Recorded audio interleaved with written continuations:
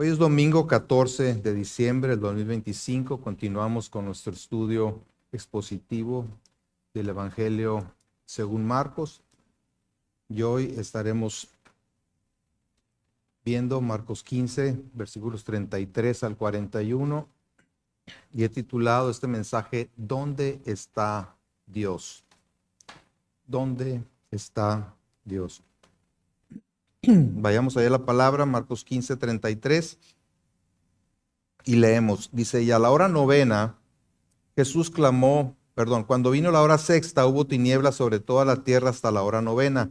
Y a la hora novena, Jesús clamó a gran voz diciendo, Eloi, Eloi, lama sabactani, que traducido es, Dios mío, ¿por qué me has desamparado? Y algunos de los que estaban allí decían al oírlo, mira, llama a Elías. Y corrió uno y empapando una esponja en vinagre y poniéndola en una caña, le dio a beber, diciendo, dejad, veamos si viene Elías a bajarle. Mas Jesús, dando una gran voz, expiró. Entonces el velo del templo se rasgó en dos, de arriba abajo. Y el centurión que estaba frente a él, viendo que después de clamar había expirado así, dijo, verdaderamente este hombre era hijo de Dios. También había algunas mujeres mirando de lejos, entre las cuales estaban María Magdalena, María la madre de Jacobo el menor y de José, y Salomé, quienes cuando él estaba en Galilea le seguían y le servían, y otras muchas que habían subido con él a Jerusalén. Bueno, Señor, estamos delante de ti, estamos ante tu palabra. Habla, Señor, que te escuchamos. No solamente te escuchamos, sino que recibimos tu palabra con regocijo, con fe, con la plena certeza de que esta palabra tuya, Señor, es para nuestra bendición, para nuestra edificación, para nuestra instrucción, para nuestra corrección. Gracias, Señor, por hablar a nuestras vidas y por tu Espíritu Santo que imprime tu palabra en nuestra mente y corazón. Amén. Hemos visto en el relato del arresto y los juicios de Jesús, no solamente las grandes injusticias cometidas, sino también las burlas y el escarnio del que fue objeto. Y la pregunta puede surgir, ¿dónde estaba Dios en todo esto? ¿Por qué no descendió del cielo para liberar a su hijo? ¿Acaso no podía, como dijo Jesús a Pedro, orar al Padre y que Él le daría más de 12 legiones de ángeles? El mismo Señor Jesús, en medio de su gran angustia, exclamó, Dios mío, ¿por qué me has desamparado? Solo y colgado en un madero, Jesús expresa su angustia por la terrible experiencia de recibir todo el peso de la ira de Dios por los pecados, ciertamente no los de Él, sino de aquellos a los que vino a salvar. Jesús sabía a qué había venido. Él sabía la razón por la que estaba sufriendo. Pero eso no quiere decir que no resintiera el dolor, la humillación, pero sobre todo la separación del Padre mientras era tratado como un pecador, para que los verdaderos pecadores, tú y yo, fuéramos declarados justos. Es necesario, les había dicho a sus discípulos, es necesario al Hijo del Hombre padecer mucho y ser desechado por los ancianos, por los principales sacerdotes y por los escribas, y ser muerto y resucitar después de 3 días. Y después de decirle a Pedro que le bastaba orar al Padre para que le enviara legiones de ángeles, Jesús complementa diciendo, pero ¿cómo entonces se cumplirían las escrituras de que es necesario que así se haga? Pudo haberlo hecho.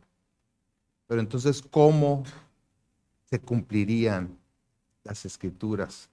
Lo que estaba dicho acerca de Él. ¿Dónde está Dios? Jesús sabía dónde estaba el Padre. Y la realidad es que Dios estuvo ahí en todo momento. Pero no para defender ni consolar a su Hijo, pues había que terminar la misión de redención. Dios estaba en Cristo juzgando nuestros pecados, reconciliando consigo a los pecadores arrepentidos. Al entrar en el relato del desenlace de la muerte de Jesús, meditemos en estos gloriosos hechos, pero no solamente como espectadores, como muchos de los que estaban ahí, conmovidos por lo triste e injusto de todo lo que sucedió, sino apreciando aún más el indescriptible amor de Cristo por los pecadores, de los cuales, como dice Pablo, yo soy el primero, el que va más adelante, el más necesitado. Marcos no nos lleva a la cruz para despertar lástima, dice un comentarista, sino para revelarnos algo. Aquí muere el Hijo de Dios y con su muerte Dios abre el camino para que el pecador viva eternamente. Y no solo eso, sino que ya no viva para sí mismo, sino para aquel que murió y resucitó por él. ¿Dónde está Dios? En primer lugar, vamos a ver que Dios está juzgando el pecado. Dios está presente y está juzgando el pecado. Versículo 33, cuando vino la hora sexta, hubo tinieblas sobre toda la tierra hasta la hora novena. El primer suceso sobrenatural que Marcos menciona en torno a la crucifixión y muerte de Jesús es una completa oscuridad que duró 3 horas. ¿Y qué es lo que simboliza esta oscuridad?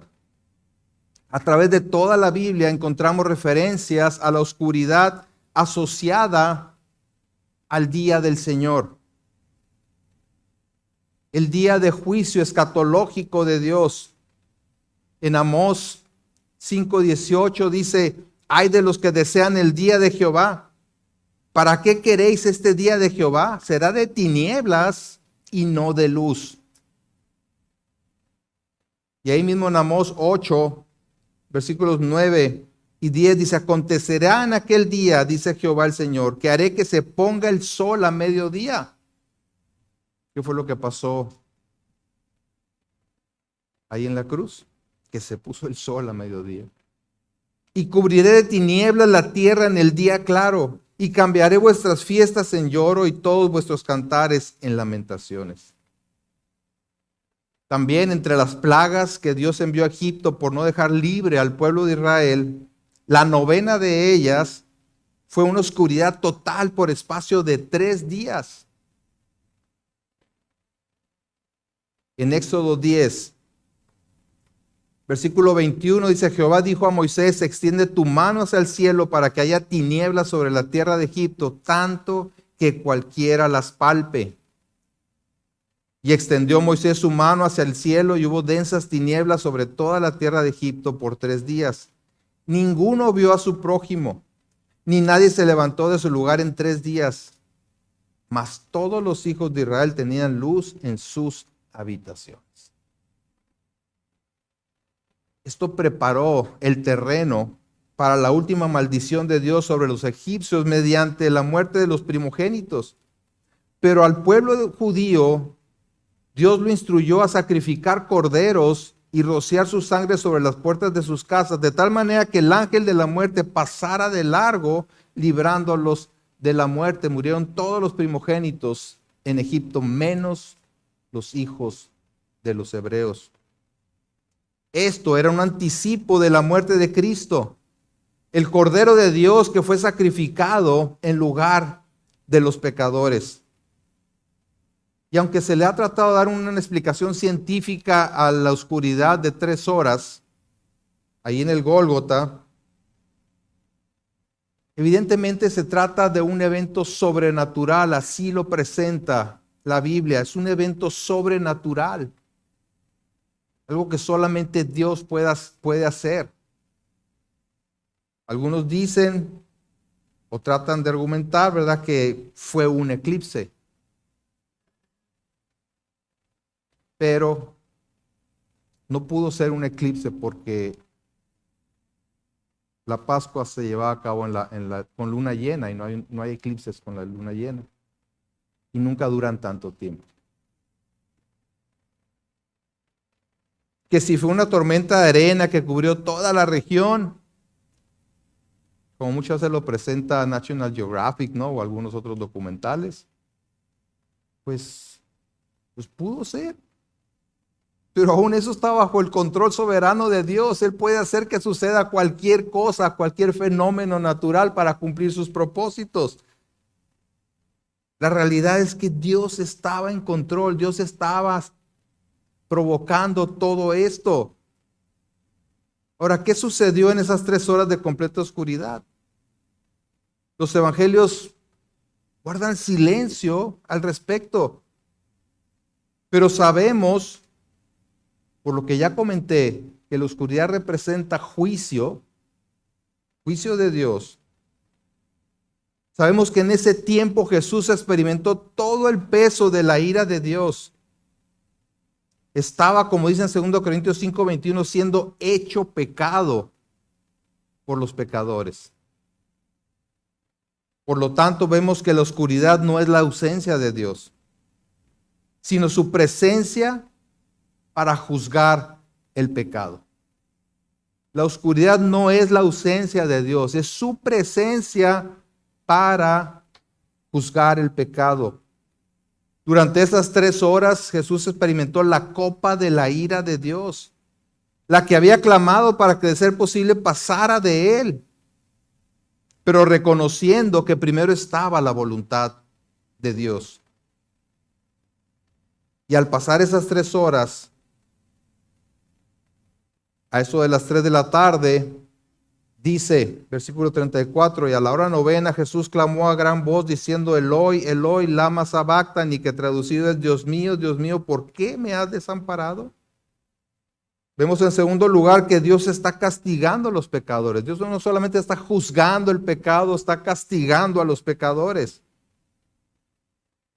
Las palabras de Jesús registradas aquí por Marcos y los otros evangelistas proceden del Salmo 22, salmo que leímos hace un momento. Un salmo mesiánico en el que el salmista expresa la sensación de abandono de parte de Dios al tener que enfrentar el desprecio y el escarnio de sus enemigos, así como el sufrimiento físico. Pero que al recordar quién es Dios y las muchas ocasiones en las que ha manifestado su misericordia y poder, reconoce que la liberación y la victoria vendrán pronto. Desamparar significa abandonar. Habla de separación. En el momento en que Jesús expresó, ¿por qué me has desamparado?, sentía la ausencia del Padre.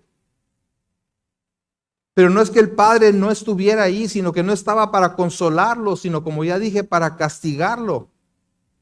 Tal como dice en Isaías 53, pasajes que leyó Iván hace un momento también. En el versículo 4 de Isaías 53 dice, ciertamente llevó él nuestras enfermedades y sufrió nuestros dolores, y nosotros le tuvimos por azotado, por herido de Dios y abatido. Mas él herido fue por nuestras rebeliones, molido por nuestros pecados. El castigo de nuestra paz fue sobre él, y por su llaga fuimos nosotros curados. En realidad no es un reclamo de parte de Jesús, como si dijera por qué, en el sentido de exigir una razón.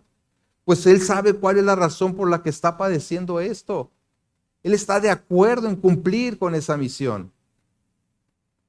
Pero eso no implica que no sienta hasta lo más profundo de su ser la realidad de la separación momentánea de su comunión con el Padre.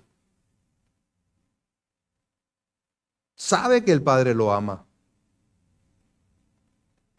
tanto que al dirigirse a él, se dirige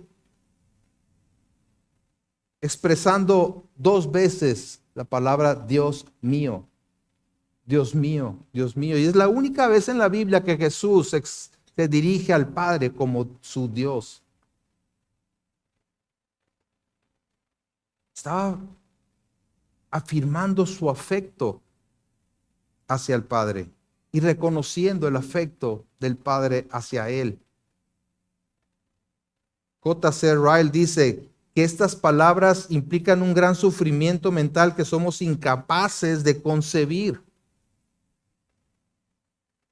El santo y justo Hijo de Dios, separado de su Padre por causa no de sus pecados, sino de los pecados de otros. Tratado como culpable siendo inocente. Su angustia por esa separación es algo que no podemos comprender. Solo podemos creer. En un sentido real, Jesús estuvo desamparado en su humanidad mientras era hecho pecado. Sin embargo, el Padre se estaba complaciendo en el Hijo porque estaba cumpliendo su misión de salvación para la humanidad. Este es mi Hijo amado en quien me complazco, había dicho. Y seguía siendo así. Barclay dice, hasta este momento Jesús había pasado por todas las experiencias de la vida, excepto una. No había conocido las consecuencias del pecado. Ahora bien, si hay algo que hace el pecado es separarnos de Dios. Pone entre nosotros y Dios una barrera inquebrantable. Esa era la única experiencia humana por la que Jesús no había pasado nunca, porque Él fue sin pecado. Creo que todos en algún momento hemos sentido como que Dios está lejos, que nos ha dejado a la deriva. De hecho, en una ocasión un amigo me dijo, estoy realmente muy confundido. Yo no sé para qué Dios me salvó si me dejó abandonado. Wow. Realmente me impactó su declaración. Él se sentía abandonado de Dios. Cosa imposible, ¿verdad? Porque Dios no salva para abandonar. Ahora, puede ser que él realmente no fuera salvo y no tuviera esa convicción, ¿verdad? De que Dios estaba ahí para ayudarlo, para guiarlo, para sustentarlo. Pero Dios no está lejos ni ausente de nuestra vida. En algunas ocasiones solo permite que pasemos por diversas pruebas, para que, como dice Santiago, esas pruebas produzcan paciencia o perseverancia, es decir, que desarrollemos fortaleza espiritual, que desarrollemos el carácter de Cristo en nuestra vida. En otras ocasiones porque desea que nos acerquemos a Él con mayor confianza, creyendo que existe y que es galardonador de los que le buscan, como dice Hebreos 11:6. Al final de su sufrimiento, Job dice, vayan a Job capítulo 42.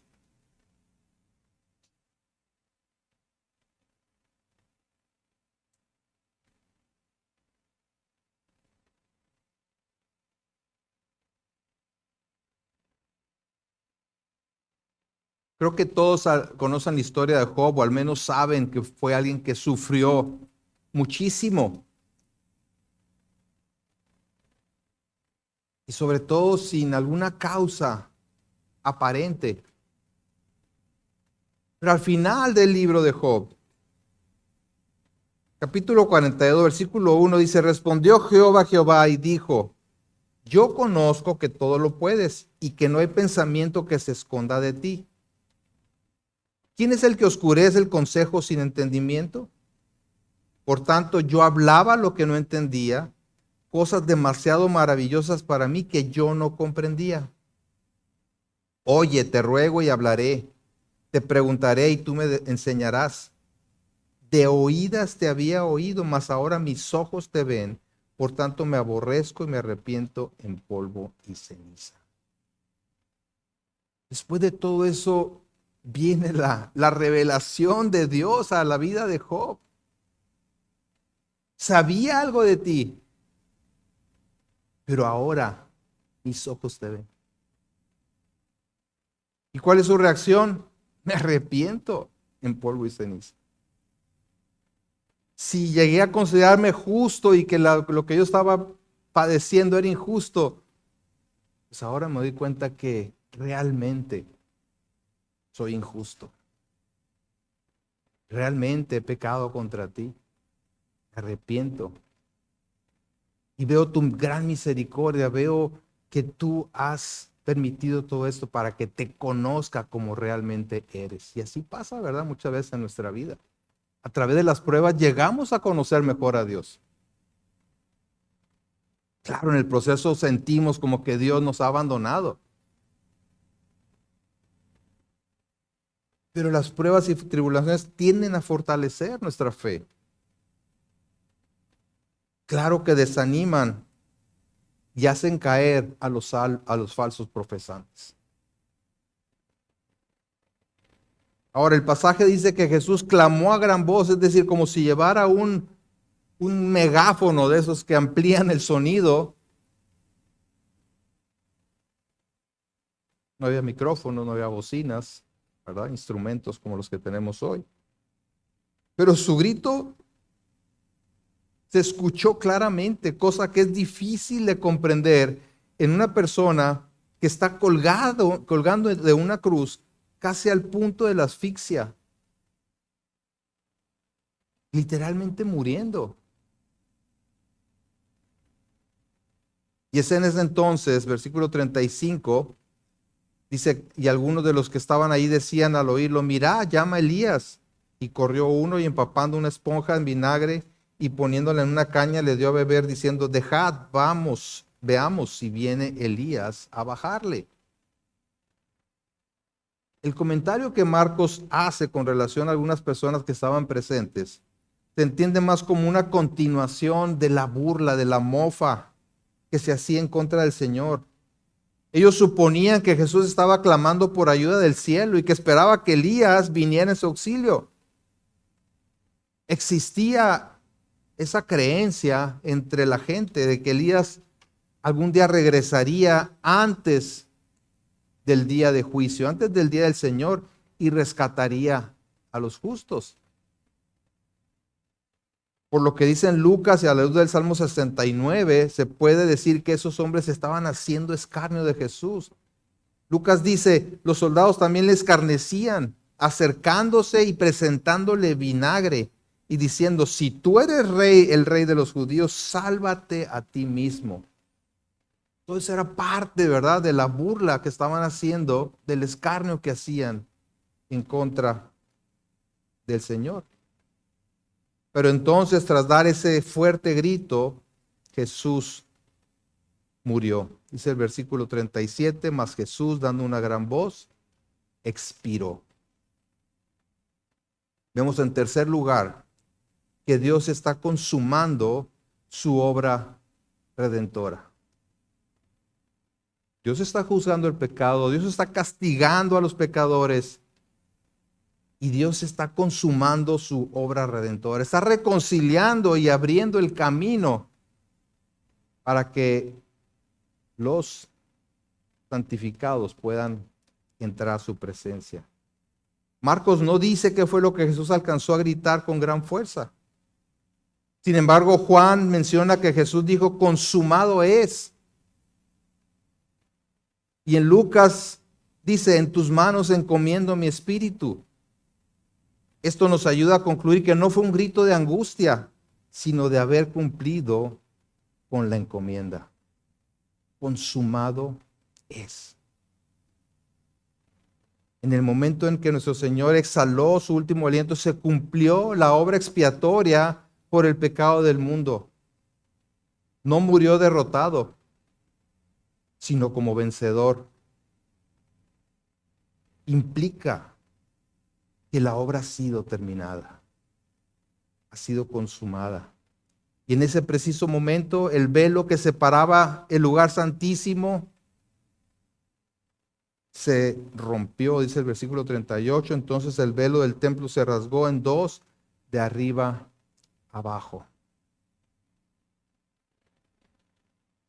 Vimos un evento sobrenatural, ¿verdad? La oscuridad de 3 horas. Y aquí tenemos otro suceso sobrenatural. Que la cortina, el velo que separaba el lugar santo, el lugar santísimo, se rompió en dos. ¿Y qué tiene de sobrenatural que una cortina se rompa? ¿Verdad? Bueno, tiene algo muy especial. Aunque había varias cortinas o varios velos en el templo, el que separaba el lugar santísimo, ese lugar donde solamente una vez al año el sumo sacerdote podía entrar con la sangre de los sacrificios para presentarlos delante de Dios, ese lugar quedaba expuesto, quedaba abierto. Y era un velo que algunos dicen que medía 10 centímetros de espesor. No me alcanza, yo creo. 10 centímetros de espesor. No era cualquier cortinita, ¿verdad? Que nos imaginamos. 18 metros de alto, tal vez. Algo sobrenatural estaba pasando, pero muy significativo. Lo importante es que aquello que separaba a los humanos de la presencia de Dios se estaba rompiendo. Vamos a Hebreos capítulo 9.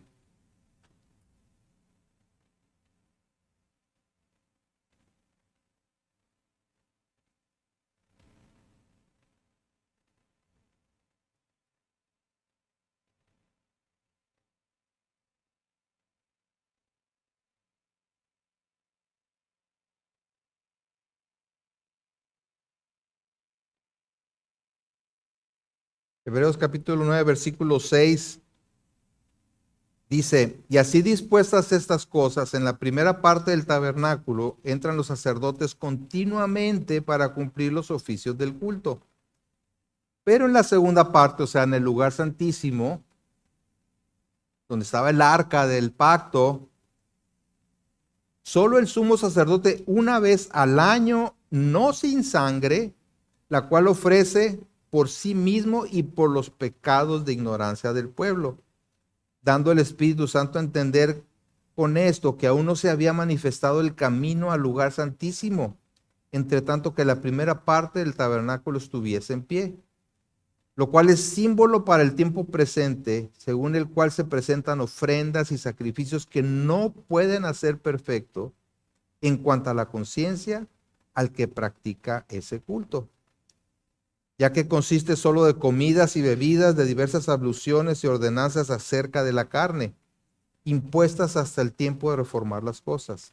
Versículo 11, pero estando ya presente Cristo, sumo sacerdote de los bienes venideros, por el más amplio y más perfecto tabernáculo, no hecho de manos, es decir, no de esta creación, y no por sangre de machos cabríos ni de becerros, sino por su propia sangre, entró una vez para siempre en el lugar santísimo, habiendo obtenido eterna redención.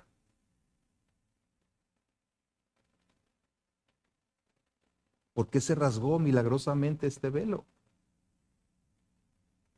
Pues en primer lugar, como muestra de la abolición y el fin de todas las leyes ceremoniales de los judíos. Era el fin del sistema sacrificial como medio de expiación, porque al que apuntaban todas esas ceremonias, el Cordero de Dios había sido sacrificado una vez y para siempre. Y curiosamente, Jesús muere a las 3 de la tarde, la hora novena, según el calendario de los judíos. ¿Qué tiene de curioso eso? Que era la hora en la que los sacerdotes empezaban a sacrificar los corderos. En segundo lugar, se rompió el velo para dejar abierto el acceso a la presencia de Dios. Y esto por medio de la fe en Cristo. Se abrió la vía de acceso a la presencia misma de Dios mediante el sacrificio del Cordero que quita el pecado del mundo. Cualquiera que en plena certidumbre de fe se acerque a Dios por medio de la persona y la obra de Cristo, tiene la garantía de que no será rechazado, de que podrá entrar a la misma presencia de Dios. Es el privilegio del que gozamos los que por la gracia hemos venido a Jesucristo, hemos creído en Él como nuestro Salvador y nuestro Señor. El acceso libre a la presencia de Dios. Porque no nos estamos presentando por nuestros propios méritos. Nos estamos uniendo a Cristo, quien se sacrificó, quien vertió su sangre pura, inocente, para pagar por nuestros pecados. Y eso nos permite entrar al lugar santísimo, a la presencia de Dios. De ahí que ya no existe ningún sacrificio por medio del cual algún ser humano pueda ser reconciliado con Dios y obtener el pase, algún pase a su presencia. Ningún sacrificio, ninguna obra, ninguna promesa que pueda hacer. Solo Cristo, solo en Él, porque solamente Él es Dios y mediador entre Dios y los hombres. Ahí mismo en Hebreos 10, versículo 19, dice: así que, hermanos, teniendo libertad para entrar en el lugar santísimo por la sangre de Jesucristo. ¿Cómo entramos a la presencia de Dios, al lugar santísimo? Por medio de la sangre de Jesucristo. Tenemos libertad para entrar. Ya no está ese velo que nos impide el acceso. Por el camino nuevo y vivo que Él nos abrió a través del velo, esto es de su carne. Y teniendo un gran sacerdote sobre la casa de Dios, acerquémonos con corazón sincero, en plena certidumbre de fe, purificados los corazones de mala conciencia y lavados los cuerpos con agua pura, mantengamos firmes sin fluctuar la profesión de nuestra esperanza, porque fiel es el que prometió. De aquí en adelante, todo aquel, del momento que se rasgó el velo, todo aquel que cree en Jesucristo como su Salvador, arrepintiéndose de sus pecados, tiene acceso directo a la presencia de Dios. No necesita de otros mediadores. No necesita de sacerdotes. No necesita de ángeles. No necesita de instituciones religiosas. No necesita de amigos que le ayuden a llegar a la presencia de Dios. Solo creer que Jesús es quien dijo ser y aceptar su sacrificio, ese sacrificio vicario en lugar de, como pago por sus pecados. ¿Dónde está Dios? Dios ha estado ahí todo el tiempo. Solo que, como comenté, no lo hizo consolando a su Hijo, sino llevando a cabo el plan de redención a través de Él, que por cierto incluye tanto a judíos como los no judíos o gentiles, como los llama la Biblia. Y eso es lo que observamos en la siguiente escena. Dios se está revelando a los pecadores sin importar su origen. Cuarto lugar, Dios se está revelando a los pecadores. Dice el versículo 39 de Marcos 15. Y el centurión que estaba frente a él, viendo que después de clamar había expirado así, dijo: verdaderamente este hombre era hijo de Dios. Marcos no lo menciona, pero Mateo dice que sucedieron otras cosas sobrenaturales tras la muerte de Jesús. Si van a Mateo capítulo 27, ahí pueden ver algunos de esos eventos sobrenaturales que también se dieron en ese momento. Mateo 27:51 dice, y he aquí, el velo del templo se rasgó en dos, de arriba a abajo, y la tierra tembló. Eso es lo que no menciona Marcos. Hubo un terremoto, y las rocas se partieron, y se abrieron los sepulcros, y muchos cuerpos de santos que habían dormido se levantaron, y saliendo de los sepulcros después de la resurrección de él, vinieron a la santa ciudad y aparecieron a muchos. El centurión y los que estaban con él guardando a Jesús, visto el terremoto y las cosas que habían sido hechas, temieron en gran manera y dijeron, verdaderamente este era Hijo de Dios. Evidentemente, tanto el centurión como los que estaban con él comprendieron que se trataba de algo inexplicable al razonamiento humano y cayeron bajo convicción de que se trataba del Hijo de Dios. Creo que el centurión estaba muy impactado por todo lo que estaba presenciando. Seguramente estuvo durante todo el proceso. Quizás él fue a arrestar a Jesús como líder de ese grupo de soldados. Pero escuchó a Pilato decir que ese hombre era inocente. Muy probablemente escuchó a Jesús decir, Padre, perdónales porque no saben lo que hacen.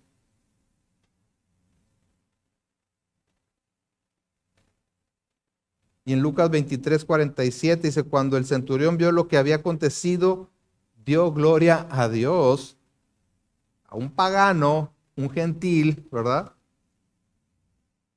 Dice que cuando vio lo que había acontecido, dio gloria a Dios diciendo, verdaderamente este hombre era justo. Verdaderamente justo y verdaderamente hijo de Dios. Declaraciones que hablan de la inocencia de Jesús y de su naturaleza divina.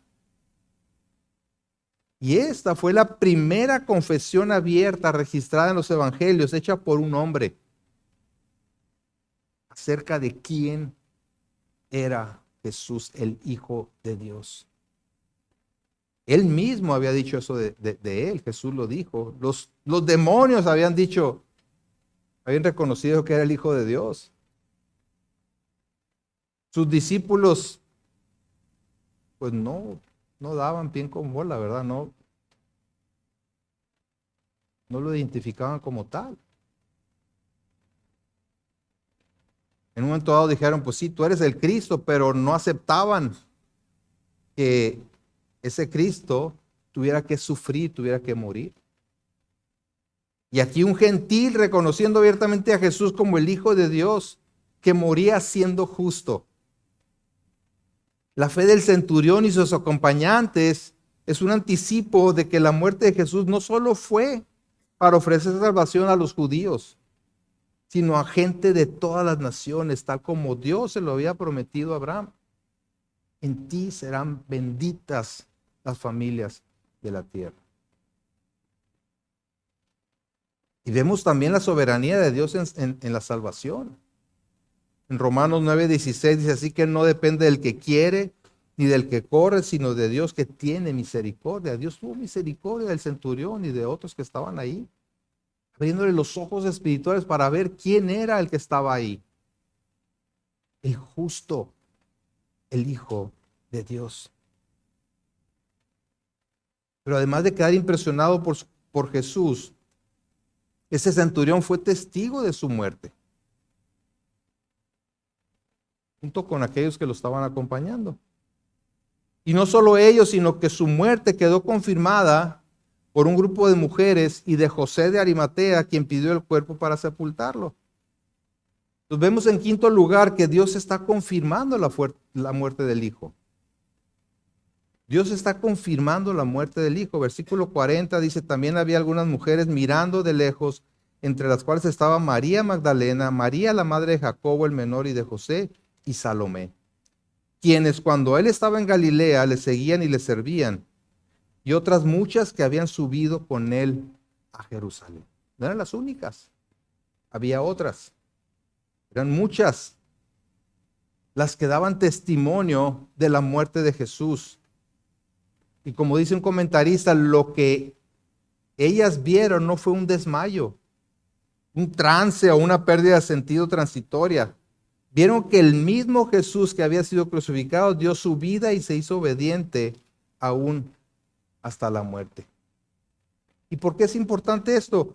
Porque la muerte de Jesucristo es fundamental para la fe cristiana. Si Cristo no murió,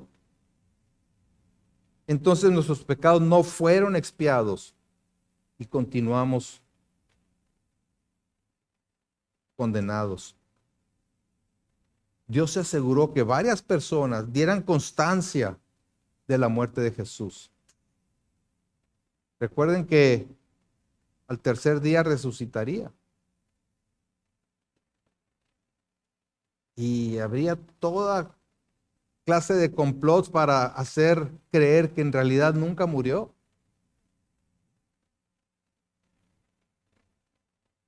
Pero varias personas dieron fe de su muerte, entre las cuales estaban, ahí dice ahí, ciertas mujeres que venían acompañándolo desde Galilea. Dice mujeres que le seguían y servían. Es decir, como fieles discípulas del Señor, se encargaban de ver por las necesidades y seguramente no solo de Él, sino de aquellos que acompañaban al Señor. Ya sabemos qué pasó con los discípulos, ¿verdad? De Jesús. Salieron huyendo. Inclusive Pedro lo negó. El único que lo acompañó hasta el final pues, fue Juan. Y aquí varias mujeres que permanecían fieles. Esas mismas mujeres serían las primeras en testificar acerca de la resurrección. Se mantuvieron al lado de Jesús, se mantuvieron fieles a Él, en contraste con los discípulos que lo abandonaron y negaron. ¿Y por qué está registrado esto? Yo creo porque Dios se encargó de que quedara el registro de esas mujeres fieles ocupando un lugar de honor en el Evangelio. Como dice el pastor MacArthur, ellas no son líderes, no son enviadas como los discípulos para hacer milagros, no son llamadas a ser predicadoras, pero son las verdaderamente fieles que aunque los apóstoles le han abandonado, ellas no lo han hecho. Siguen ahí y serán recompensadas porque serán las primeras en verle el domingo por la mañana. Y el dolor de esas mujeres se convertirá en gran alegría. Qué hermoso, ¿no? Y para aquellas que desestiman el papel de la mujer en la iglesia, he aquí, ¿verdad?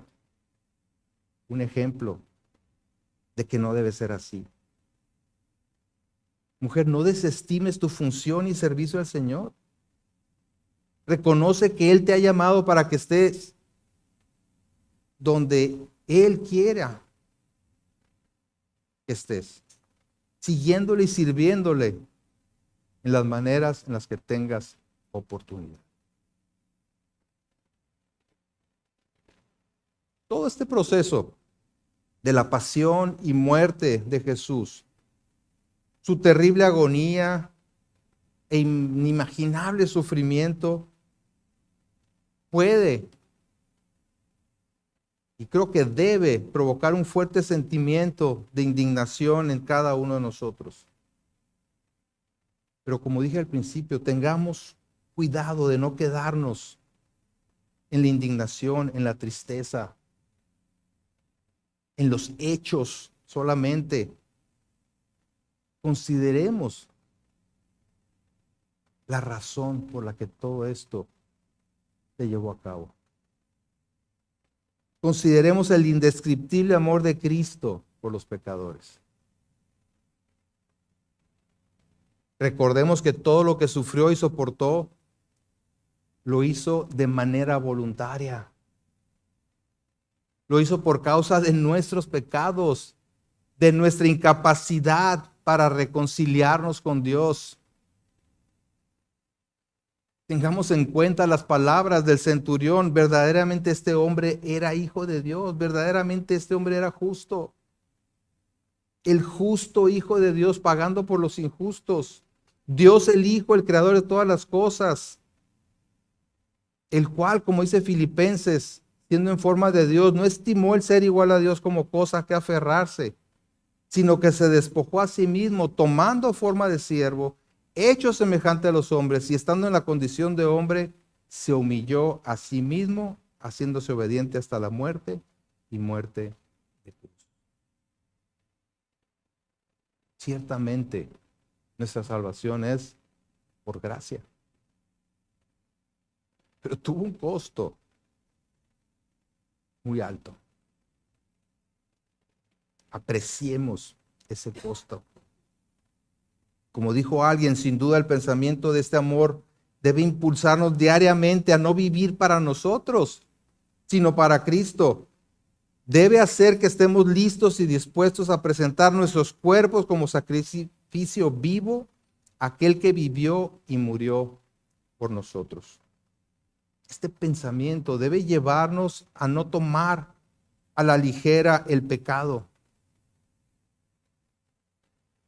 por el cual Cristo tuvo que padecer todo esto, tuvo que morir.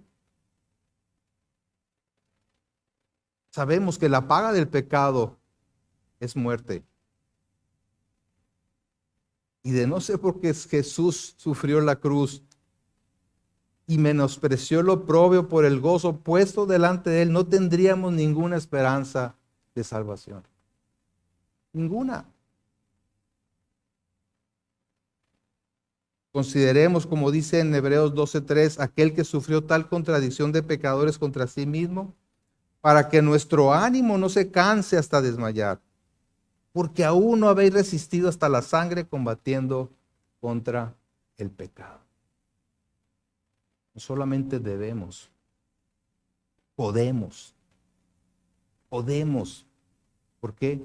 Porque Cristo venció en la cruz. Si tú te dices cristiano, considera que no te perteneces a ti mismo. Pues como dice Pablo a los Corintios, porque han sido comprados por un precio. Por tanto, glorifiquen a Dios en su cuerpo y en su espíritu, los cuales son de Dios. Oremos. Padre, gracias. Gracias por recordarnos. Gracias por afirmarnos. Gracias por confrontarnos también con estas verdades. Oh Señor, que no menospreciemos esta obra de gracia que tú hiciste al entregar tu vida en rescate por la nuestra. Que si bien la cruz es algo glorioso desde nuestro punto de vista, fue algo terrible para el santo y justo Hijo de Dios. Perdónanos, Señor, por cada ocasión en que hemos minimizado, menospreciado el valor de nuestra salvación. Y ayúdanos a perseverar en la fe, con nuestros ojos puestos en ti como el autor y consumador de nuestra fe. Combatir contra el pecado, pero no solo eso, sino a vivir para ti, Señor. Por Cristo nuestro Salvador, te lo pedimos. Amén.